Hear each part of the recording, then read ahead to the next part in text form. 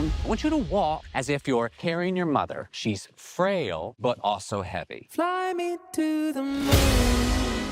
So Hollywood has a pattern when it comes to certain male actors. If you're classically handsome, or just built like a wall of muscle, they'll try to go the Arnold Schwarzenegger route and have you be the leading man in a few action films. And if they aren't breakout hits, you'll take your lumps for a few years before a director figures out you either have great acting chops or solid comedic timing. Then all it takes is one or two hits and suddenly you're popping up in everything. We saw it with John Cena, Dave Bautista, Ryan Reynolds to a certain extent, though he was always funny, and we saw it with Channing Tatum back in the mid-2010s. And while it seemed like he stepped off the gas there for a few years, he's got two projects lined up for 2024. The first is Fly Me to the Moon, a romantic comedy set in 1969 in the thick of the space race. Tatum plays Cole Davis, a NASA director who's simultaneously exasperated by the process of trying to get the Apollo 11 mission to the moon and haunted by the tragedy of the Apollo 1, which he directed and would have been on had it not been for a heart condition. But getting to the moon is actually the B plot. The A plot centers around Scarlett Johansson as Kelly Jones,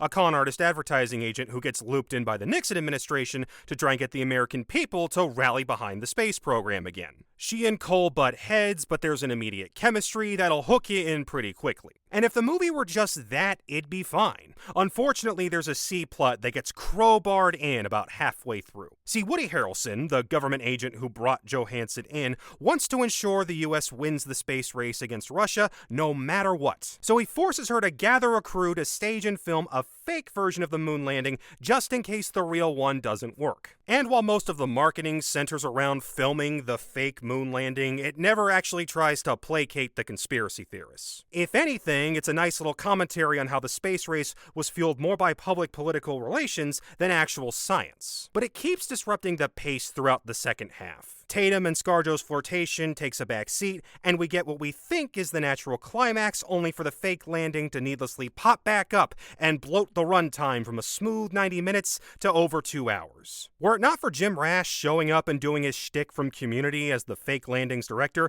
it'd be just about insufferable. Still, Johansson is as great as always, Tatum gets to play to his strengths, Rash and Ray Romano get some good laughs, and while I hate his subplot, Harrelson is perfect casting for this exact kind of role. Fly Me to the Moon is by no means a classic, and there are better movies on the way. But since Hollywood doesn't make as many rom-coms anymore, let's reward the ones that are actually good. I'd say give this one a look.